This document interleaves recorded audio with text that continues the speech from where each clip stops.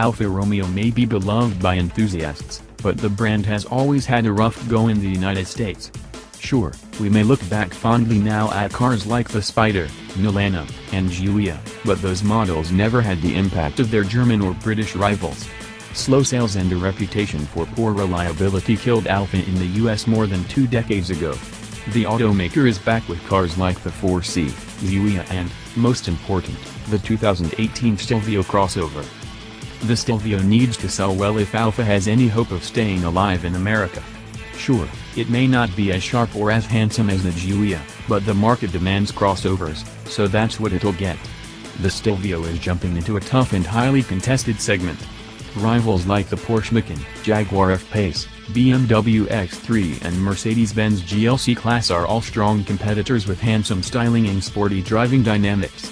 The Stelvio is going to have to really shine to make a dent. The Alfa Romeo Stelvio feels very much like a bigger, taller Giulia. While this does mean that it feels a bit less nimble and frisky, it also means that it's one of the best drivers in its class.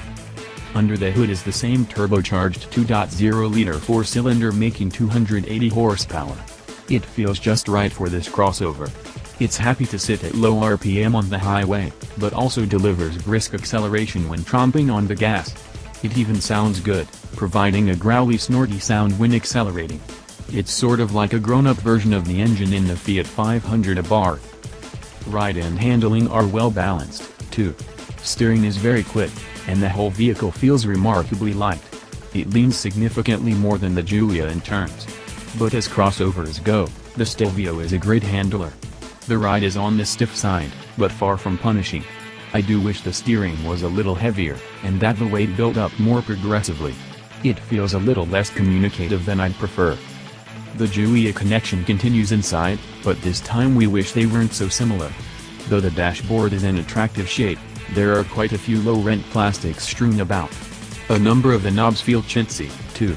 There's not a lot of knee room up front, either, and the seat could use a few more adjustment options. One thing the Stelvio's interior nails, though, are those wonderful shift paddles. They're huge column-mounted units that are easy to find regardless of your hand position. They have a chunky action, and they're made from solid metal that feels great. So yeah, the Stelvio is pretty much a big Giulia. That's good and bad, but if you want a practical crossover that isn't dead inside, the good will outweigh the bad.